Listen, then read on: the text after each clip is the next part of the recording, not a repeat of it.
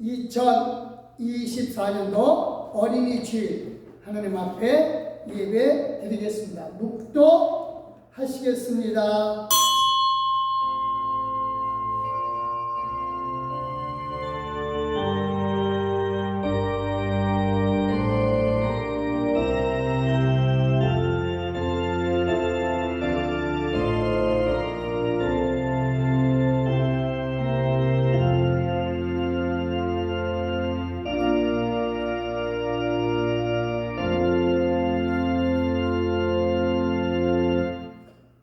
여호와께서는 자기에게 간구하는 모든 자, 진실하게 간구하는 모든 자에게 가까이 하시는도다.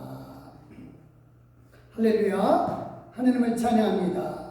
하나님 내 속에서 오늘도 우리가 어린이 주일을 맞이하고 아버지 하나님께서 기쁨으로 이 날을 허락해 주셔서 하나님을 찬양합니다. 항상 우리 함께 계셔 주시되 지금 이 순간에도 우리 함께 계셔 주심을 믿고 우리 가운데 계신 하나님께서 우리 예배를 받아주심을 찬양하오며 예수님의 이름으로 기도드렸사옵나이다. 아멘. 감사합니다. 찬송가 9장 1절과 4절 하나님 앞에 올려드리겠습니다.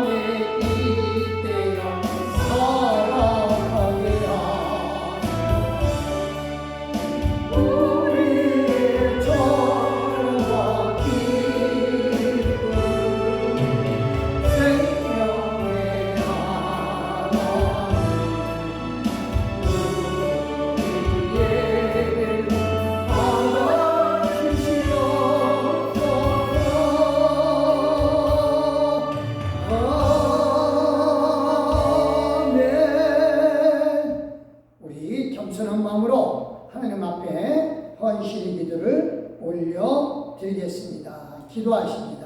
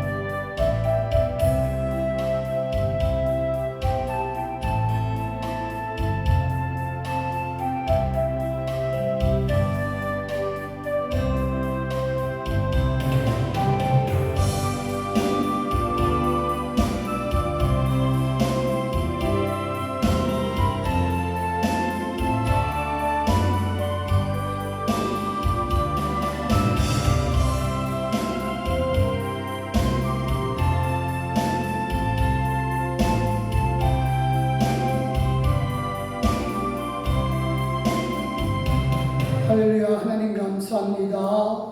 우리가 진실로 이 시간 겸손한 마음으로 어린아이와 같은 심정으로 정말로 부모 말씀은 다 듣는 순종하는 어린아이의 심정으로 하나님 앞에 우리의 몸과 마음을 다 드립니다. 하나님의 말씀에 순종하겠다고 하는 생각으로 이 시간 몸과 마음을 드리노니 우리를 받아주시되 아버지께서 받아주시옵소서. 감사드리며 예수님의 이름으로 기도드렸사옵나이다. 아멘. 감사합니다. 우리 다 같이 사도신경으로 우리 신앙을 하나님 아버지 앞에 고백합니다. 전능하사 천지를 만드신 하나님 아버지를 내가 믿사오며 그 외아들 우리 주 예수 그리스도를 믿사오니 이는 성령을 잉태하사 동정녀 마리아에게 낳으시고 본디오 빌라도에게 고난을 받으사 십자가에 못 박혀 죽으시고 장사한지 사흘 만에 죽은 자 가운데서 다시 살아나시며 하늘에 오르사 전능하신 하나님 우편에 앉아 계시다가 저리로서 산자와 죽은 자를 심판하러 오시리라. 성령을 믿사하며 거룩한 공예와 성도가 서로 교통하는 것과 죄를 사하여 주시는 것과 몸이 다시 사는 것과 영원히 사는 것을 믿사옵나이다. 아멘. 이 시간 성수교독 교동은 제 96번입니다. 어린이 주일 말씀입니다.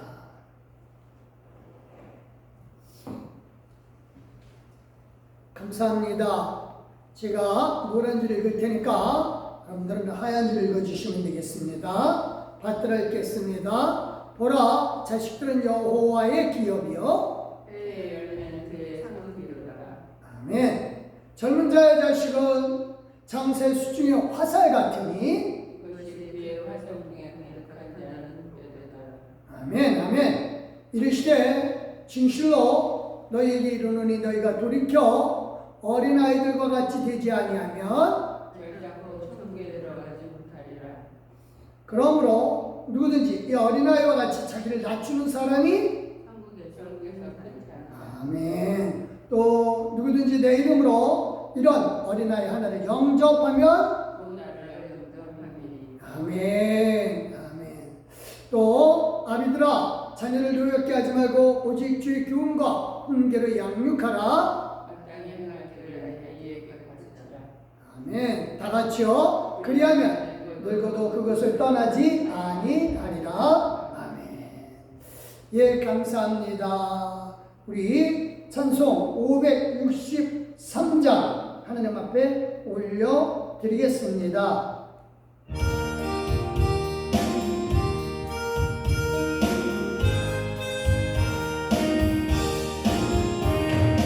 예수 사랑하심을 성경에서 배웠네.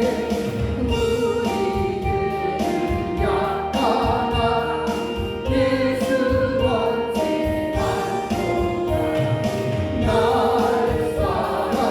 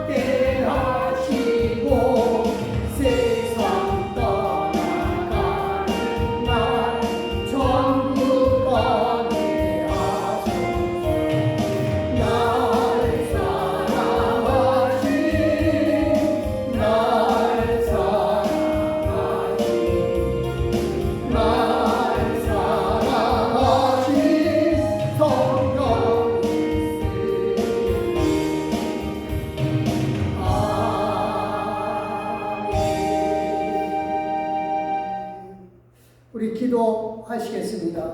할렐루야. 하나님을 찬양하며 하나님께 감사하며 하나님께 영광 돌리나이다. 아버지여, 주의 은혜가 어찌 그리 크신 주여, 참으로 우리가 헤아리기 불가능하며 우리가 그 큰 은혜에 그저 감탄할 따름이나이다. 하나님, 진실로 하나님께서 우리에게 생명들을 허락해 주시되 우리를 통하여 우리의 후손들을 이어가게 해주시니 감사합니다. 아버지 하나님이여, 이는 그저 세상 만물이 부모를 통하여 자녀를 그 후손을 이어감의 뜻이 아니라 정말 하나님 나라 안에서 우리로 하나님의 백성들을 더욱더 많이 이어가게 하여 주시고 하나님 나라를 또한 더 크게 그리고 더 잘하게 하려고 하시는 하나님의 뜻인 줄 믿습니다. 이로써 하나님 우리에게 주신 생명들은 그저 우리가 사랑함으로 낳은 그런 생명들이 아니라 우리에게 사명으로 주신 생명들인 줄 믿습니다. 이들을 기르고 양육함에 있어서 아버지 하나님의 말씀과 아버지의 은혜로 양육하게 하여 주시고 우리의 뜻이 아니라 아버지의 뜻을 따라서 항상 물어가며 자녀를 양육하게 하여 주시옵소서.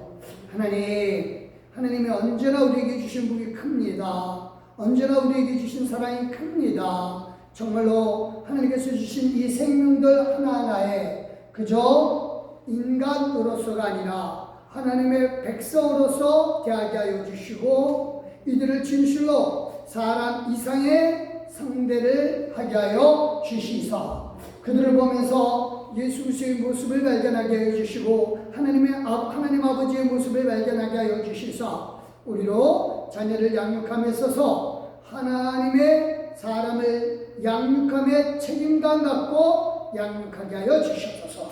이를 위하여 우리가 먼저 하나님의 자녀로서 아버지 하나님 앞에 양육되게 하여 주시고 하나님의 자녀로서의 자존이 확실하게 서게 하여 주시사 아버지 하나님을 막연하게 하나님을 믿는 것이 아니라 예수 그리스도 안에서 우리가 하나님의 자녀로서 자라게 하여 주시사 어린아이와 같이 아버지 하나님 앞에 온전히 순종하며 겸손하며 말씀을 듣는 그 신종으로 우리가 하나님 앞에 있게 하여 주시옵소서.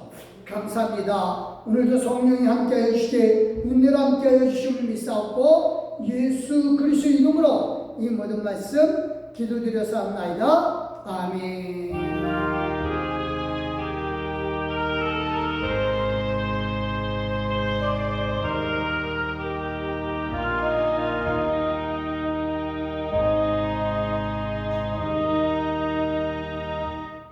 감사합니다. 오늘 창세기 12장 2절 말씀 잘하는 말씀이시고요. 수없이 많이 들으셨을 겁니다.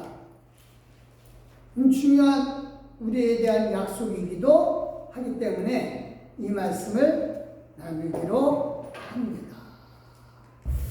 같이 읽겠습니다. 시작. 내가 너로 큰 민족을 이루고 내게 복을 주어 내 이름을 창대하게 하리니 너는 복이 될지라. 아멘. 한 번만 더 읽겠습니다. 시작. 내가 너로 큰 민족을 이루고 내게 복을 주어 내 이름을 창대하게 하리니 너는 복이 될지라. 우리 하나님 앞에 찬송 올려드리겠습니다. 570장입니다.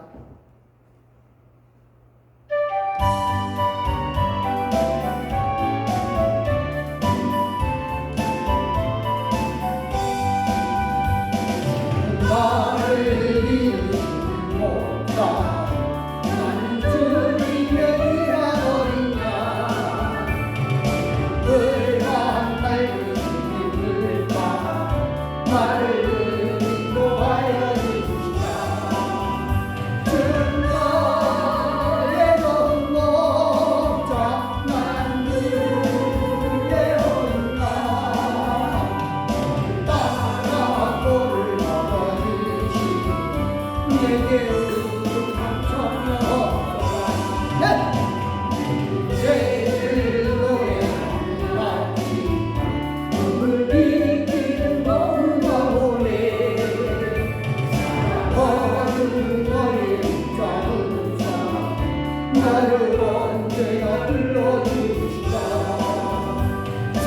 나의 정복자 나는 예언자 나라고를 내게 저녁라 깊은 나를 지고 나가 거친 비가 덮치는 다리 나의 주님 영원 나를 주님이라고 지켜주시자 주는 너의 전복자 나는 예언이야 저를 따라고를 먹여주니 내게 응답 전하라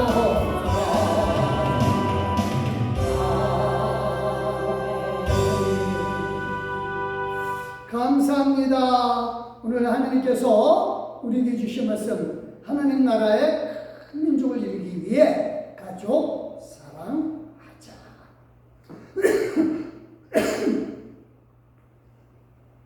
감사합니다. 우리 저희 옆 사람에게 예수 이름으로 사랑합니다. 예수 이름으로 사랑합니다. 정말로 사랑합니다. 감사합니다. 그래요. 어린이날, 어버이날, 심지어 스승의 날, 매년 5월이 되면 이렇게 다 이 안에 있어요. 그래서 서로 사랑과 화목에 대해서 말씀을 많이 나누죠. 해마다 그래요. 보니까 제가 이렇게 쭉 뒤져보니까 화목에 대해서 또 사랑에 대해서 많이 얘기를 하게 되더라고요. 근데 이렇게 가족 사랑 또 화목 강조하는 것 이건 이제 사이가 좋고 뭐 화목하게 지내는 게 좋긴 좋죠, 그렇죠? 그래서 이렇게 화목을 얘기를 하지만 사실은 그게 책임이 있어서 그래요.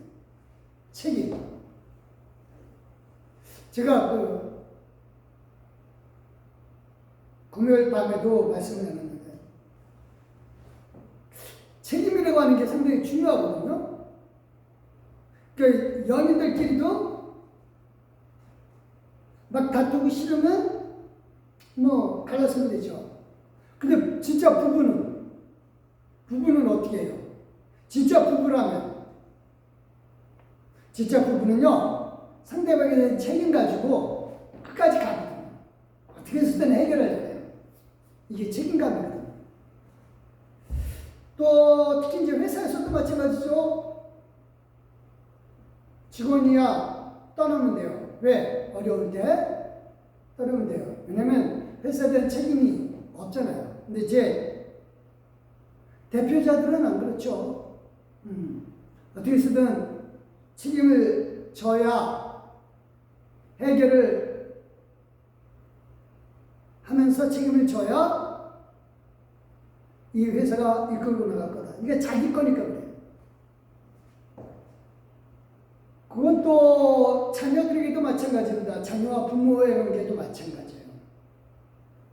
자녀는 힘들면 부모에게 기대요. 그렇죠? 부모는 누구에게 기대나요? 부모는요 자녀에게 기대지를 않아요. 대신 부모는 어떻게 해서든 자기가 해결해 보려고 하죠. 이게 책임감이라고 해요. 그래서 화목도 저는 마찬가지라고 봐요. 가족 간의 화목, 가족 간의 사랑, 이건 책임이에요. 책임입니다. 자, 그러면 이제 제가 오늘은 좀 질문을 하나 하고 시작을 하겠습니다. 이렇게 가족 화목 책임 얘기를 했는데 예수님도 그의 가족들하고 잘 지냈을까요? 예수님 공생의 기간에 예수님이 가족을 다 책임지고 또 예수님이 가족을 다 사랑했는가? 이 질문을 하면은 사람들은 예수님이니까 아니요. 사실 예수님도요 가족에 대한 사랑, 가족에 대한 책임 제가 보기에는 아니라고 봐요. 그렇게 화목한 가족을 이루지 못했다 이겁니다. 예수님에게요 남동생 넷이 있었어요. 넷. 그래서 야고보, 요셉, 시몬, 유다 4명이에요. 그러니까 야고보하고 유다가 막내가 되겠죠. 그리고 여동생들도 있었어요. 이 30세 되던 해 이제 예수님이 그의 공생애를 그러니까 개인의 생애가 아니라 공적인 활동을 시작을 했는데 30대 되면은요 이미 예수님도 가정을 꾸렸어야죠. 그렇죠? 20대 정도에 유대 당시의 습관이 20대 정도면 가족을 꾸리거든요.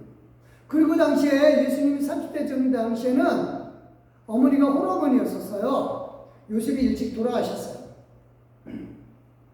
그러니까 요셉이 일찍 돌아가시고 아버지가 일찍 돌아가시고 동생들이 줄줄이 있고 동생들을 돌봐야죠. 그렇죠? 그리고 아버지가 돌아가셨으니까 가장으로서 책임을 져야죠.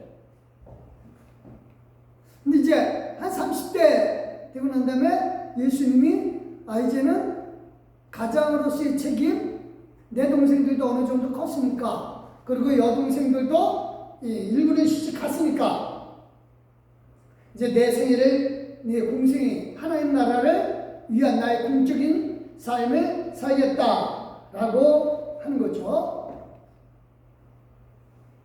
근데 결국은 사실 이 모습을 보면 예수님의 가정이 예수님이 가정에 대한 온전한 책임 아니거든요.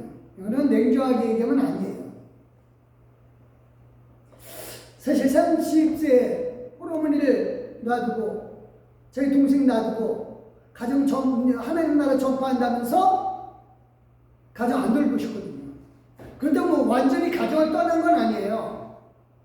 예수님이 이제 요한에게 세례를 받으시고 내가 하나님의 아들이다라고 하는 걸 자기 정체성, 자존을 깨닫고 난 다음에 그 다음에 이제 시험 받고 시험의 내용도 그거예요. 네가 진짜 하나님의 아들이거든 이라고 항상 질문해요. 네가 진짜 하나님의 아들이냐? 네 정체가 하나님의 아들이냐? 네 자존이 하나님의 아들이냐? 라고 하는 것에 대한 시험이었죠. 그것을 승리하고 난 다음에 고향으로 돌아와서 이제 가버나움에서 말씀 전하고 그 다음에 고향인 나사렛에 왔다가 이제 회당에서 내가 하나님의 아들이다 라고 하는 걸 얘기를 하니까 동네 사람들이 다 친척들 거기 있고 이게 무슨 정신 나간 소리냐. 네가 우리 가문에 먹칠을 해도 유분수지 어떻게 네가 하나님의 아들이냐. 우리가 너 코 흘릴 때 너 찔찔 짤 때서부터 다 알았는데 그리고 네 여동생 또 우리 아내고 그럼 나는 뭐 하나님이 난 딸하고 결혼한 그럼 난 누구냐 이거죠. 그러면서 하나님은 무독죄다 라고 하면서 낭떠러지에서 떨어뜨려 죽이려고 하는 거를 차마 죽이지 못하고 결국 이제 예수님이 그걸 피하니까 그런 조건을 하는 거죠. 우리 동네를 떠나라. 그래서 예수님이 가버나움에서 떠나서 나사렛에서 떠나서 가버나움으로 이사를 가요. 그리고 이제 이사를 가서 가버나움에서 복음 전파하면서 이제 가끔씩 하다가 집에 들리기도 하죠. 근데 어느 날 그가 미쳤다는 소식을 들어요. 가족들이 가버나움에서 이제 소문이 다 들리니까. 그래서 그 가족들이 이제 그 예수님이 그때 저녁 때 말씀 나누던 한 집에 찾아갑니다. 그때 사람들이 이렇게 합니다. 마태복음 12장 48절 49절 시작. 한 사람이 예수께 여짜오되 보소서 당신의 어머니와 동생들이 당신께 말하려고 밖에 서 있나이다 하니 말하던 사람에게 대답하여 이르시되 누가 내 어머니며 내 동생들이냐 하시고 문 밖에서 지금 어머니가 홀어머니가 와 계시고 동생들도 왔고 밤에 웬만하면 들어와야죠. 그렇죠? 지금 당신께 말할 게 할 말이 있다라고 지금 온 거예요. 근데 예수님이 쳐다도 안 보고 얘기를 하시죠. 그러면서 주변에 말씀 듣고 있는 사람들이 내 어머니고 내 동생들이다 이거예요. 그 말 들은 어머니가 뭐라 그럴까요? 얘기해서 식구들이 예루살렘에게 야 내가 어머니인데 내 아들 좀 보러 왔다고 좋은 얘기 좀 전해주시오. 내가 가까이 가려도 사람이 너무 많아서. 근데 저 안쪽에서 하는 소리가 누가 내 어머니고 누가 내 동생들이냐. 여기 듣는 사람인데 내 어머니고 내 동생들이다. 그 얘기를 듣는 어머니의 심정. 내가 쟤를 낳을 때 그렇게 힘들게 낳았고 쟤 때문에 이집트까지 가가지고 살다가 왔는데 그쵸? 사실요 그렇게 화목한 편은 아니었었어요. 그리고 예수님의 동생들도 그냥 반감 갔죠. 당연히. 그렇죠? 당연히 갔죠. 그래서요 이 명절 때 항상 예루살렘에 가거든요. 그때 이제 집안에서 있었는데 집안에서 있을 때 자기 동생들이 이렇게 얘기를 해요. 요한복음 7장 3절 4절 시작. 그 형제들이 예수께 이르되 당신이 행하는 일을 제자들도 보게 여기를 떠나 유대로 가소서. 스스로 나타나기를 구하면서 묻혀서 일하는 사람이 없나니 이를 행하려 하거든 자신을 세상에 나타내소서 하니. 이게 무슨 얘기예요? 집안에 있는데 명절이에요. 물어봤죠. 형님 이번에 뭐 예루살렘 갈 거예요? 껄끄러운데. 그러니까 예수님이 나가. 그러니까 동생들이 아니 여기를 떠나서 아예 유대 가서 살아요 이 얘기예요. 아예 유대 땅 지금 갈릴리 북쪽이고 지금 남쪽이 유대 땅인데 아예 거기 가서 살아요 라고 얘기하는 거예요. 그러면서 아예 하나님의 아들이라며. 그러면 여기가 아니라 예루살렘에 있는 유대에 가서 거기서 하나님 아들이라고 막 얘기해야지. 여기서만 뺑글뺑글 돌아다녀요? 라고 얘기하는 거죠. 이게 뭐예요? 안 믿는 거죠. 이미 갈등이 깊었어요. 그래서 하나님의 아들인커녕 제발 집에 들어와서 우리 어머니 좀 돌보고 이 가족주 좀 이끌고 그래야 되지 않겠소? 안 그래요, 형님? 대드는 거죠. 대드는 겁니다. 그래서 요한은요, 이 부분을 이렇게 설명해요. 시작. 이는 그 형제들도 예수를 믿지 아니하리라. 믿지 않는 정도가 아니라 빈정되는 거거든요. 화목? 아니죠. 불가능합니다. 저는 이렇게 화목하지 못하는 이유가 믿지 않기 때문에 그래요. 부모가 자녀에게 잔소리를 많이 해요. 부모는 뭐라 그래요? 잘 데려가는 소리다. 하지만 미안하게도 그 마음속에 자녀에 대한 불신이 있는 거예요. 믿지 못하니까 잔소리하는 거죠. 자녀는 엄마 아빠가 잔소리하는 걸 듣고 날 믿어주지 않는구나 라고 반감을 갖죠. 이게요, 어려서부터 나이 먹어까지 가요. 그런 말 있죠? 80 넘은 노모가 60 넘은 아들이 바깥에 나가니까 뭐라 그래요? 얘야 차 조심해라. 그쵸?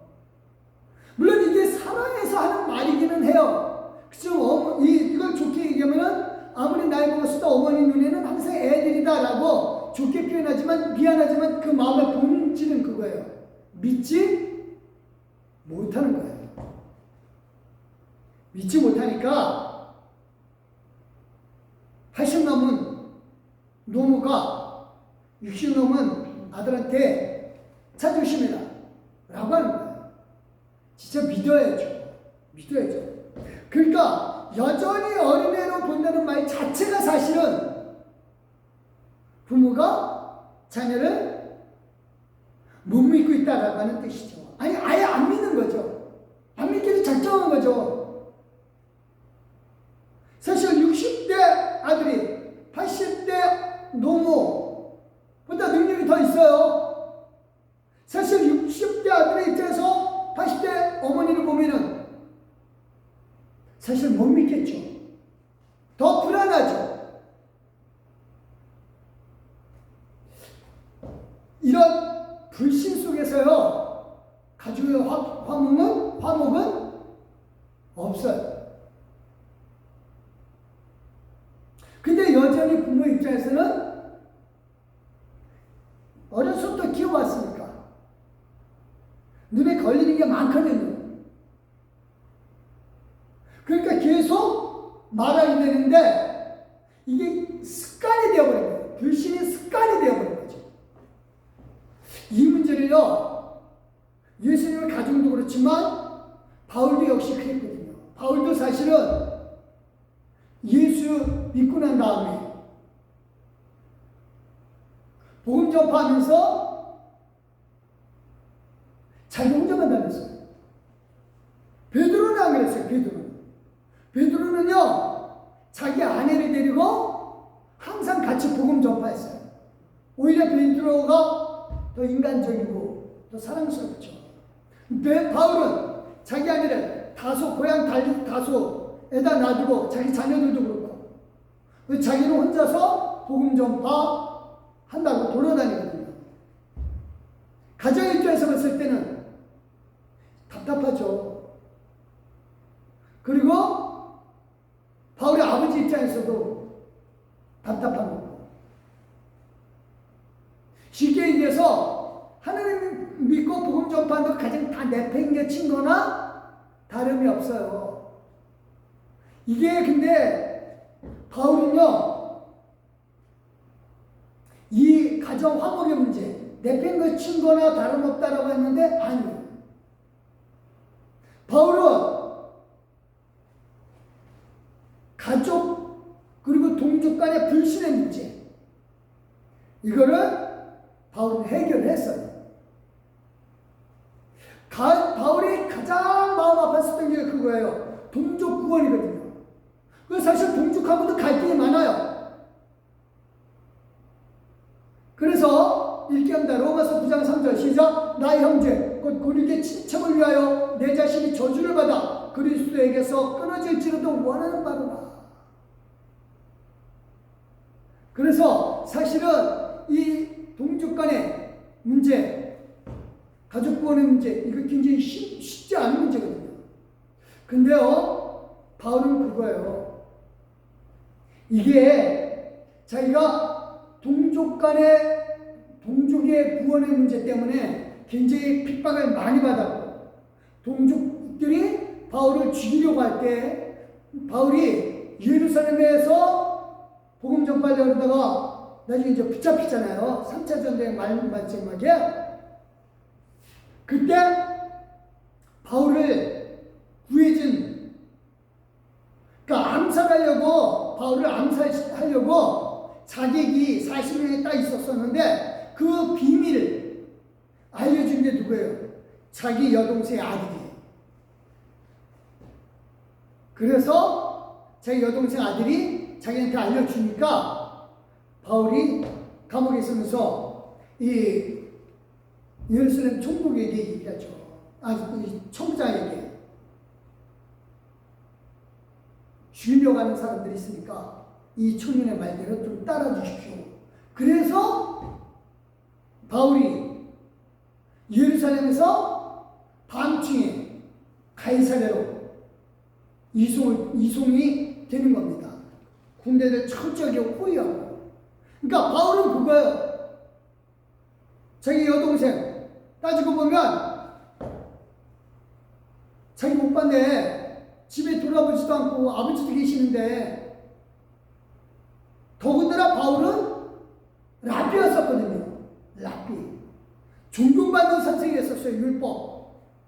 잘 나가는 오빠가 가정 다 팽개치고 뭐 예수라는 사람하고 어쩌고저쩌고 갈등이 충분하거든요. 근데 바울은 맡겼어요. 하나님한테 맡겼어요.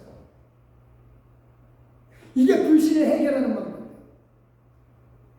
그러니까 바울은 이 로마서를 쓸 때는 붙잡히기 전이에요.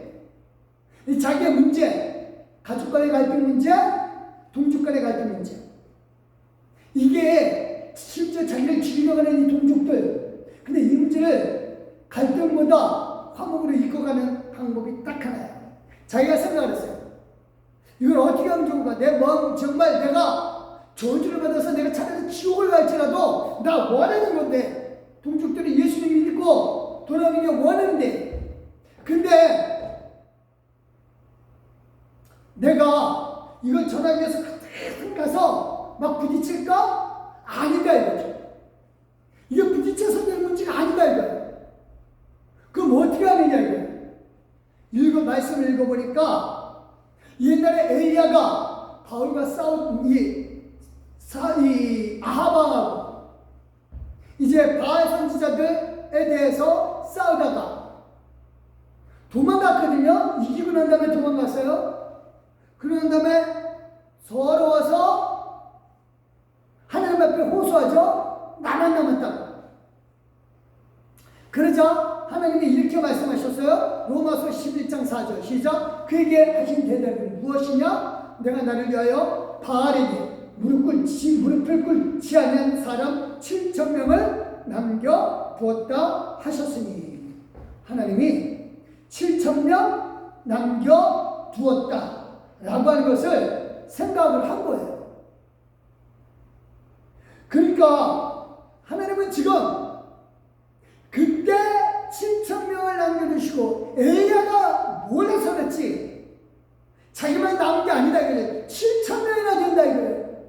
이 7,000명이 그냥 7,000명이 아니라 이거는 완벽한 숫자의 1,000배예요. 제가 늘 얘기죠. 성경에는 상징적인 숫자가 많다고. 지금 완전한 수예요.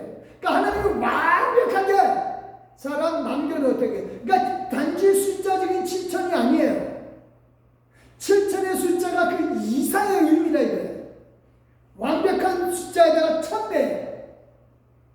그러니까 엘리야가 헌재가 아니라 완벽하게 하나님의 사람 남겨놨다 이거죠. 그래서 그때 완벽하게 하나님이 남겨놓은 사람들 지금은 없느냐? 아니다 이거죠. 5절입니다. 시작. 그런즉 이와 같이 지금도 은혜로 택하심을 따라 남은 자가 있느니라. 그러니까 바울이 막 갈등할 게 아니라, 왜 예수 안 믿어? 막 갈등할 게 아니라 하나님께 맡기자. 저 7,000명 남는 완전한 숫자의 1,000배가 그렇게 많은 사람들이 아직 남아있다. 나를 위해서, 하나님 나를 위해서, 복음을 위해서. 그러니까 내가 싸울 게 아니다. 그래서요, 바울에 대해서, 자기 가족에 대해서 보는 눈이 달라집니다. 어떻게 해서든 구원시켜서 내가 싸워서라도 해야지. 아니에요. 하나님께 맡기자. 그러니까 엘리야가 자기 혼자 싸우는 줄 알았더니 하나님이 싸우신 거고, 하나님은 완벽하게 준비해 놓으신 사람들을 통해서 그 일을 이루신 것처럼 나 역시 동족권, 가족권 하나님께 맡기자. 맡겨놓으니까 되더라고요. 맡겨놓으니까.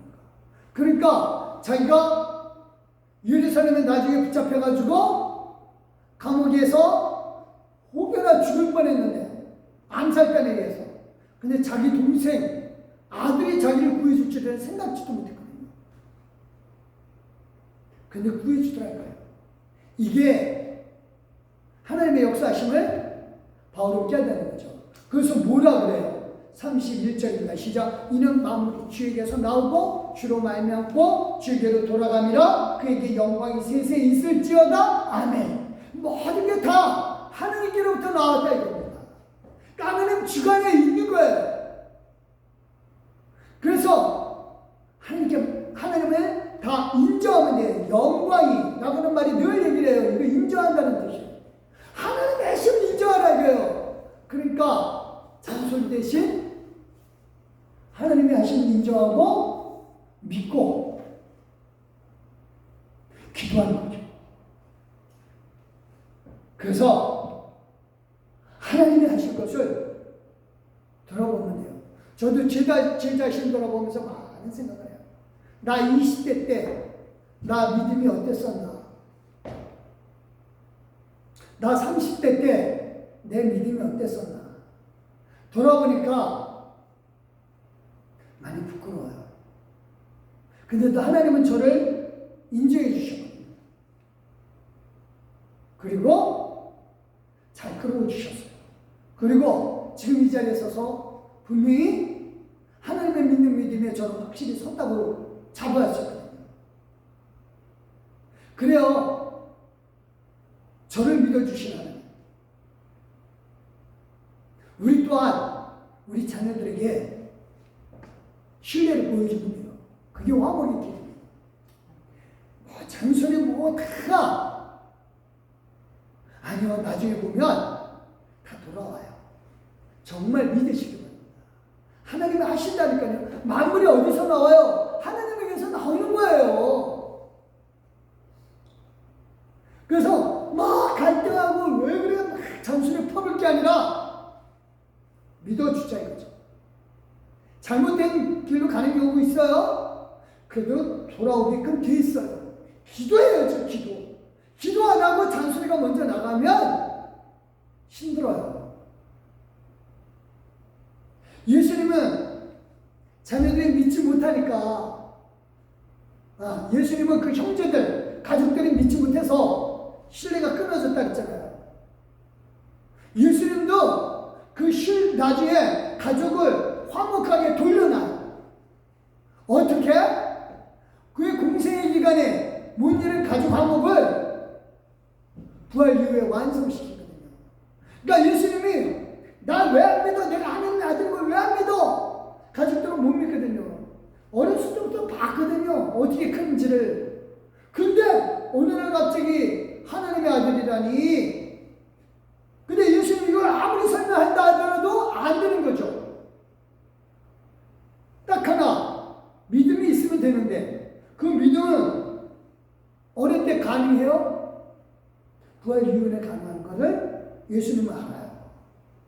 예수님은요, 사실 십자가 사건 때까지만 해도 형제들 화목 못했어요.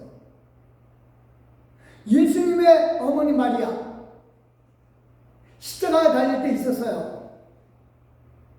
근데 그걸 엄마가 자기 자식이 저렇게 죽는 모습 안타까워서 본 거죠. 근데 예수님의 죽음 끝까지 봤나요? 성경에 기록이 없어요. 예수님의 죽음을 끝까지 본 사람들은요, 예수님 어머니의 이름 마리아와 같은 이름을 가진 다른 마리아들이에요. 물론 예수님이 죽으실 때, 즉 마리아에 있어서 예수님 어머니 마리아에 있어서는 아들이 죽으니까 너무 안타까워서 차마 못 보겠다 할 수도 있겠지만 저는 좀 달리 생각하거든요. 아, 내 아들이 하나님의 아들이 아닌가 보구나. 어쨌든요, 이 예수님의 죽음을 끝까지 넘어서 본 마리아들하고 다른 여자들은 장례, 무덤까지, 장례 절차가 끝나고 무덤까지 들어가는 거 보고요. 그 다음에 장례 절차 때 완벽하지 않았던 걸 보고 막달라 마리아라든가 이런 사람들이 예수님의 무덤까지 갔다가 빈 무덤을 발견하고 부활의 예수님을 만난 거죠. 예수님의 부활에 제일 먼저 어머니를 만난 게 아니에요. 막달라 마리아를 만난 거예요. 그리고 다른 마리아들, 다른 여자들을 만난 거예요. 믿는 사람들을 먼저 만난 거예요. 근데 예수님의 가정의 완벽한 화목은요, 부활 이후에 이루어지는데, 부활 이후에 예수님이 갈릴리로 가셔요. 거기서 가족들을 만났어요. 그리고 예수님 바로 밑에 야곱 동생, 바로 야곱이거든요. 그 사람도 만났죠. 같이 한번 읽겠습니다. 고린도전서 15장 7절 시작. 그 후에 야곱에게 보이셨으며 그 후에 모든 사도에게와 맨 나중에 만삭되지 못하여 난 자 같은 내게도 보이셨다니라. 여기 야고보가 바로 예수님 동생 야고보예요. 그러니까 예수님 동생 야고보도 자기 형이 십자가에 달려 죽었다는 거 알아요. 근데 나중에 보니까 형님이 살아가지고 오시는 거죠. 분명히 죽었는데 근데 사는 거예요. 그래서 그때는 진짜 예수님이 그냥 육신의 형님이 아니라 나의 주인이시고 주님이시고 나의 하나님인 것을 야고보는 알게 되죠. 그래서 야고보서에서도요 예수님을 주님으로 표현해요. 우리 주 예수. 형님이 아니에요. 주인. 그래서 이 야고보는요 나중에 사도들의 수장이 돼요. 예수님의 막내 동생 유다, 아까 얘기했죠? 제가 유다라고? 그 유다도 예수님을 형님으로 믿고 유다서를 써요. 거기도 주님으로 보여요. 형님 예수가 아니라 주님이 하나님에 대한 호칭을 쓴다고. 진짜 화목은 믿음으로 가능해진 거예요. 그래서 사실 우리도요, 우리가 죽고 나면 이 가족은 사실 해체가 되고 더 이상 번창할 필요가 없기 때문이죠. 그래서 이렇게 합니다. 누가복음 20장 34절부터 36절 시작. 예수께서 이르시되 이 세상의 자녀들은 창가도 가고 시집도 가되 저 세상과 죽음 및 죽은 자 가운데서 부활함을 얻기에 합당한 이 여김을 받은 자들은 창가도 가고 시집가는 일이 없으며 그들은 당시 죽을 수도 없나니 이는 천사와 동등이여 부활의 자녀로서 하나님의 자녀다. 다 하나님의 자녀예요. 다. 부모와 자녀의 관계가 아니라 하나님을 아버지로 모신 하나님의 자녀로서의 관계만 남는 거예요. 그러면 우리가 이 땅에서 부활해야 될, 화목해야 될 이유 딱 하나예요. 아까 기도했듯이 하나님 우리의 자녀를 통해서 우리를 통해서 자녀를 번성케 한 이유는 하나님 나라 확장을 위해서예요. 예수님이 부활 이후에 육신의 가족과 화목하기 위해서 다시 그들을 만난 이유도 마찬가지예요. 하나님 나라 확장을 위해서 내 동생들을 하나님이 사용하여 주시옵소서. 그래서 아까도 얘기했듯이 야고보는 사도들의 수장이 돼가지고 바울의 입장에서는요 야고보가 진짜 중요한 사람이 됐어요. 왜냐하면 베드로가 아무리 자기가 고넬료를 만나서 하나님이 이방인에도 복음 전해도 된다라고 했는데 사람들이 받아들이지 않거든요.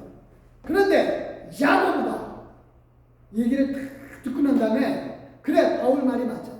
하나님이 이방인에도 복음을 전하라서 다만 목매어 죽인 거 우상에 된 거 그런 것만 지하면 돼. 그러니까 복음 전하라 이거죠. 그거를 야고보가 허락을 해주니까 다들 받아들이는 거죠. 그러니까 불신의 가정들이 믿고 나니까 달라지는 거죠.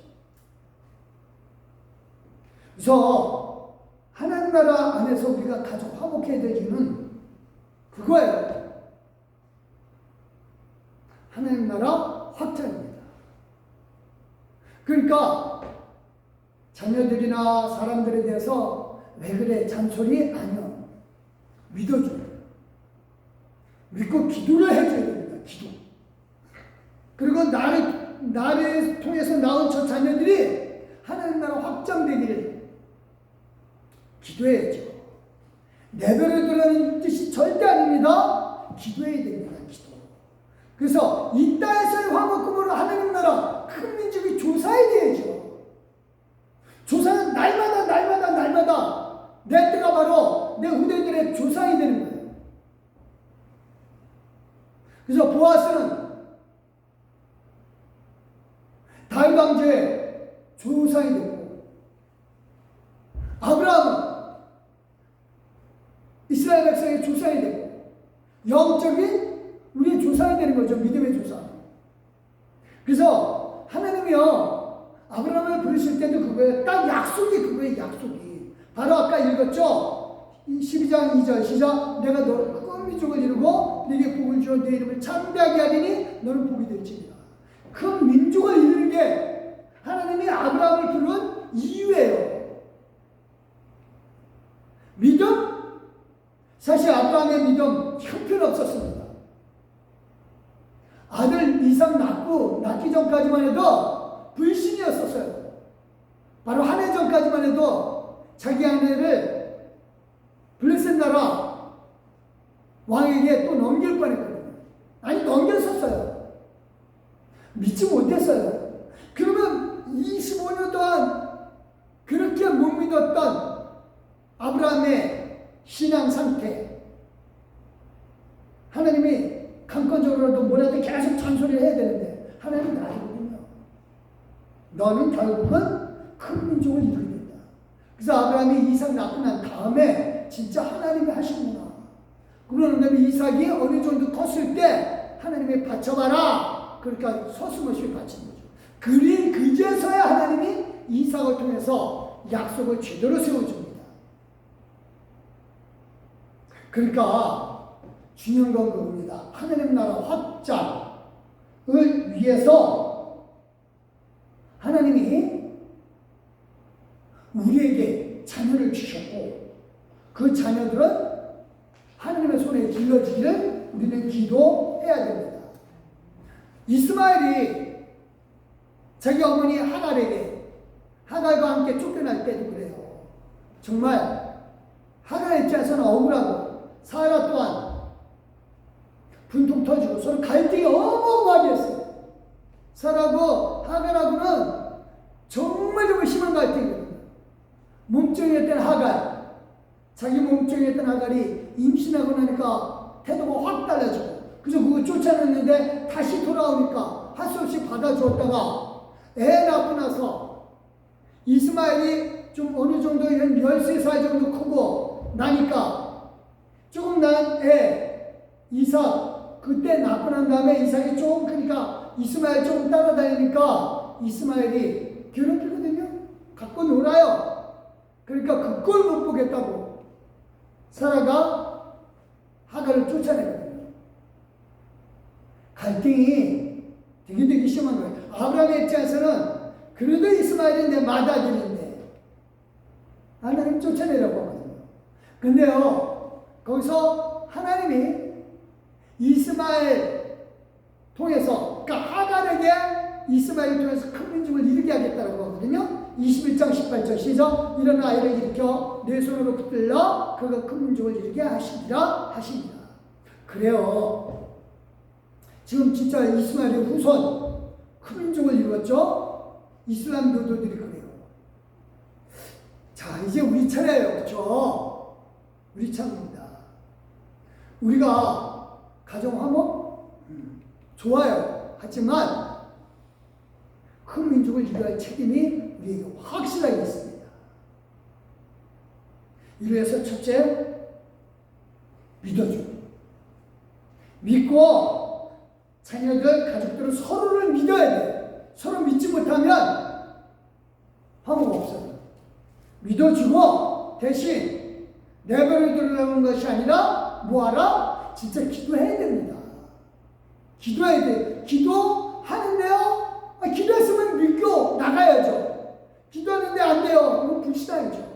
기도 안 한 거죠. 영불 배운 거죠. 미안합니다. 정말 기도했으면 믿어야죠. 그리고 정말 우리의 화목은 부활 이후까지라도 이루어집니다. 부활 때까지는 이루어져야 돼요. 이제 우리는 천국에서도 기도합니다. 뿐만 아니라 우리가 이 일을 위해서 나를 통해서 하나님이 후손들을 주신 이유 하나님 나라 확장을 위한 것이라면 하나님은 실패하지 않으심을 믿고요. 다시 한번 믿어주면서 기도하고 화목한 가정이 이루시길 예수 그리스도 이름으로 축원드립니다. 기도하겠습니다. 하나님 감사합니다. 진실로 하나님의 역사하심이 큽니다. 은혜가 크고 사랑이 큽니다. 하나님, 우리에게 하나님 나라 안에서 하나님 나라 확장시키기 위하여 우리 후손들을 주신 줄 믿습니다. 우리의 가족들을 주신 줄 믿습니다.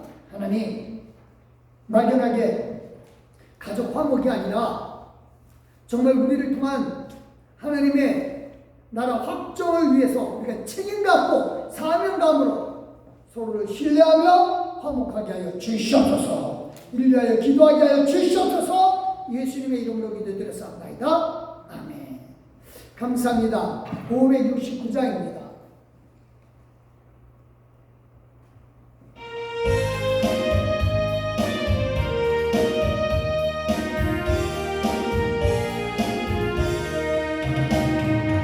선한 영자를 주리 주 항상 인도하시고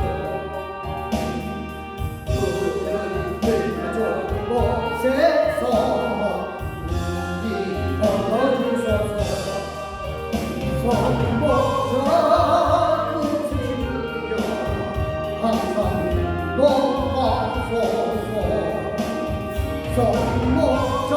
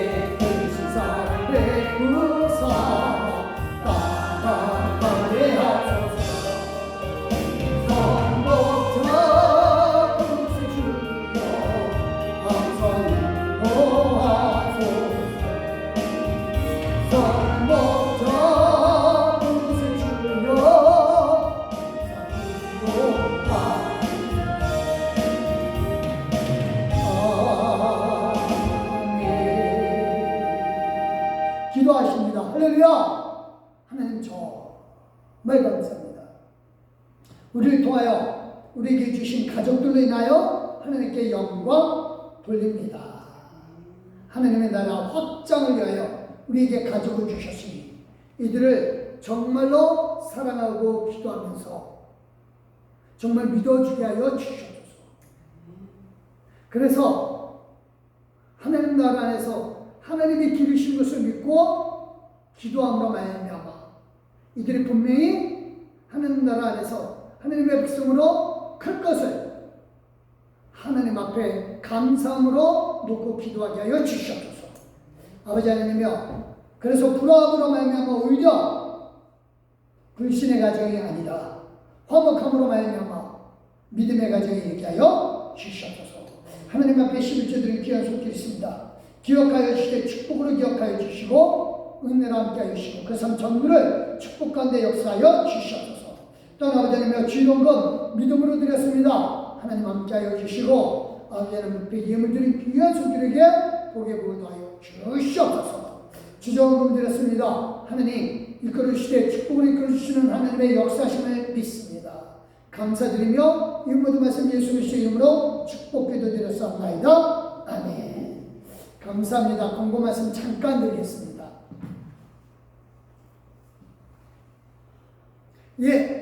수요 예배 금요일 모두 5시이고요. 오늘 안에 본서 우리 한나 여전대에서 수고하시겠습니다.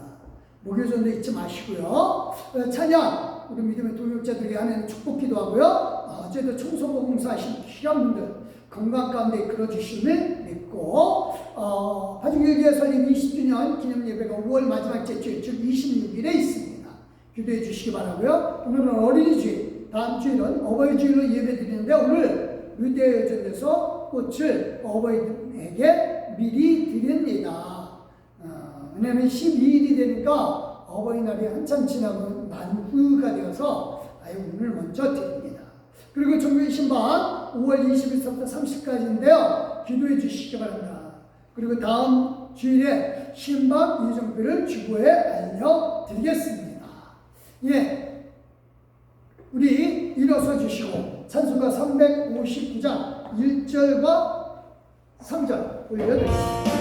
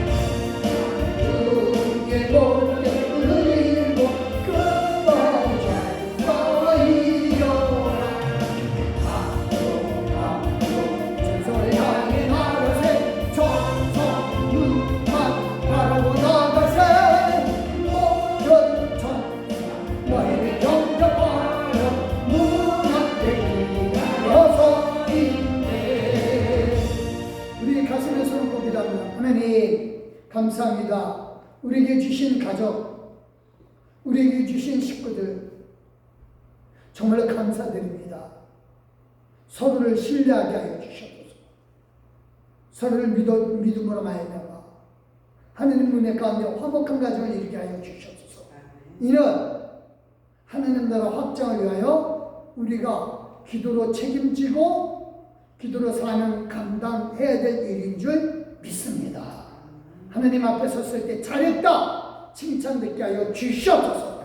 감사드리며 이제는 우리 주 예수 그리스도의 나와 성부 하나님의 그 크신 사랑과 성령 하나님의 감화감도 곁들여 충만하시니 살아 계셔서 우리 하나님 나라 확장을 위하여 우리에게 가족을 허락해 주신 예수 그리스도의 이름으로 믿고 확신하며 축원합니다. 아멘.